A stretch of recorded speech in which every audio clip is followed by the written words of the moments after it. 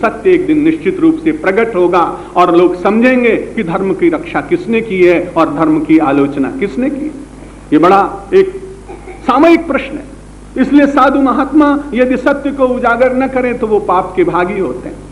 गोस्वामी तुलसीदास जी महाराज ने कहा 3 लोगों को सत्य बोलना चाहिए, सचिव वैद्य गुरु 3 जो प्रिय बोलई भयास राज धर्म तन 3 कर होए बेग ही नाश।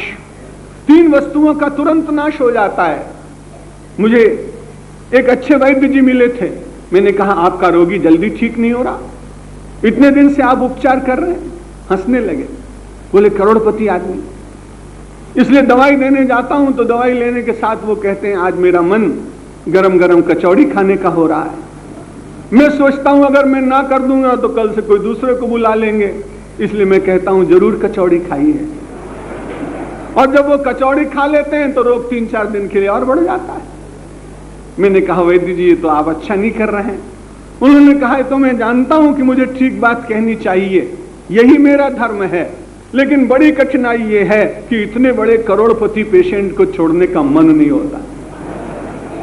सचिव वैद्य गुरु 3 जो और राजा का मंत्री, लोग भूखे मर रहे हो और जाके सूचना दे दे कि मैं देख के आया हूं सारी गरीबी मिट गई। और अगर इस प्रकार की सूचना दे तो गरीबी से मरने वाले लोगों की संख्या बढ़ेगी। सूचना देने वाला तो एक होगा लेकिन कष्ट उठाने वाले बात हो।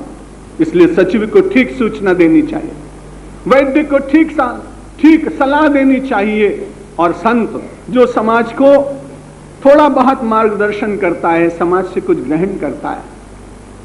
मैं तो अपने को कोई बहुत बड़ा गुरु मानता नहीं, लेकिन मैं एक बात जरूर मानता हूं, ये अपना यह विराट हिंदू समाज हिंदू संत को भोजन देता है, वस्त्र देता है, प्रवास की व्यवस्था करता है, आश्रम बनाता है, प्रशस्ति देता है, प्रणाम करता है। इसलिए भले वो गुरु हो ना हो, लेकिन वो समाज का प्रहरी है, इसलिए उसको पहरेदारी जरूर करनी चाहिए।